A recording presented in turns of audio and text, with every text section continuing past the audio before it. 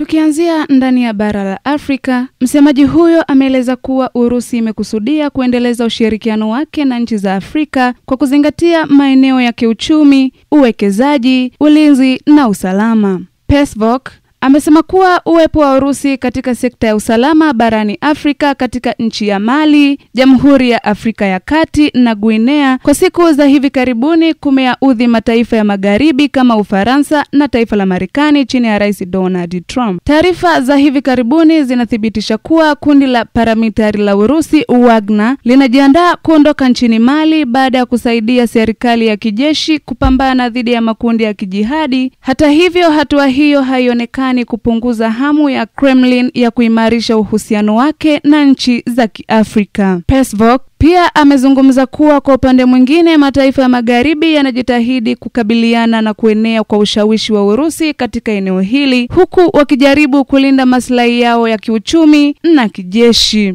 Moscow imeendelea kushikilia msimamo wake wa kuendeleza ushirikiano wa kiuchumi na kijeshi na nchi za Kiafrika na kuamini kuwa umoja huo ni muhimu katika kushindana na mataifa mengine yanayoingia katika bara hili kwa lengo la kutafuta manufaa yao binafsi. Aidha, kwa upande mwingine, ingawa kundi la Wagner linajiandaa kuondoka nchini Mali, vikosi vya kijeshi vya Urusi vinatarajiwa kubaki katika maeneo ya Afrika ili kushirikiana na serikali za siasa na kijeshi katika kukabiliana na changamoto za usalama nchini humo. Kwingineko nchini Israel, waziri huyo wa zamani wa Israel amemshutumu Benjamin Netanyahu ambaye ni waziri wa sasa wa Israel kwa kuendelea kuchochea vita ndani ya Mashariki ya Kati na kuua raia wasio na hatia kila siku pasipo na sababu ya msingi. Akifanya mazungumzo na waandishi wa habari, Olmert amesema kuwa rais wa Marekani Donald Trump anatakiwa kuingilia kati mgogoro huo na kumshauri Netanyahu amalize vita hivyo, kwani anaamini kuwa Trump ana ushawishi mkubwa sana kwa taifa la Israel kulinganisha na mataifa mengine.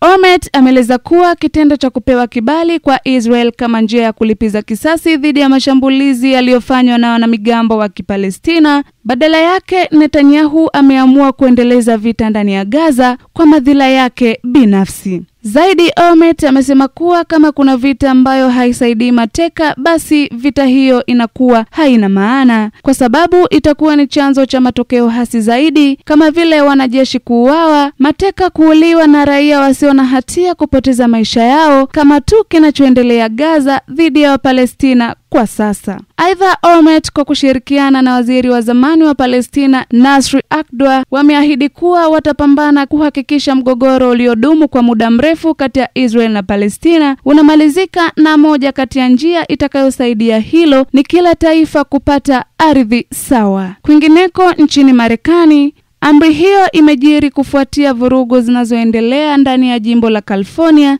lililojazwa na wakazi wengi kutoka jamii kubwa ya Wahispania, wakati wakazi hao wakijaribu kupinga kukamatwa kwa nguvu kwa wahamiaji na mamlaka ya uhamiaji ya shirikisho ICE. Kufuatia oda hiyo iliyotolewa na rais wa Marekani Donald Trump, amesema kuwa hajasita kutuma wanajeshi hao kwani hawezi kuruhusu wala kuvumilia kuona hatari kwa nchi na raia ikitaka kutowesha amani na usalama, hivyo atasimama thabiti kuhakikisha utulivu unakuwepo. Vilevile Rais Trump amewaambia waandishi wa habari kuwa aina hii ya watu wanaochochea vurugu hatutawaacha hivi hivi, tutapambana nao hadi mwisho. Pia Trump amemlaumu gavana wa California Gavin Newsom kutoka chama cha Democratic kutomuunga mkono kwa maamuzi aliyoyatoa. Wakizungumza, magavana wa chama cha Democratic nchini Marekani wamesema kuwa maamuzi aliyoyafanya Trump ni utumiaji mbaya wa madaraka kwa kutumia kikosi cha ulinzi wa ndani kinyume na matakwa ya gavana wa jiji, na kudai kuwa ni muhimu kuheshimu mamlaka ya magavana wa taifa hilo katika usimamizi wa kikosi cha ulinzi na usalama.